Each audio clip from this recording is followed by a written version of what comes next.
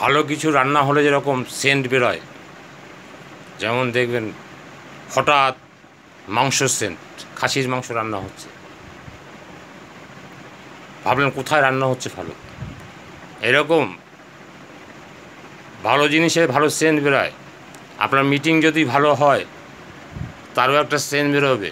Meeting শেষে দেখবেন জুনিয়ররা সব গ্রুপে গ্রুপে আলোচনা করছে, মিটিংয়ের পরে একটা মিটিং হচ্ছে, তখন বুঝবেন হ্যাঁ মিটিংটা খুব ভালো হয়েছে, সাকসেস হয়েছে। কেন মিটিংয়ের পরে উপলব্ধির যেগুলো হলো সেইগুলোই সবাই আলোচনা করছে।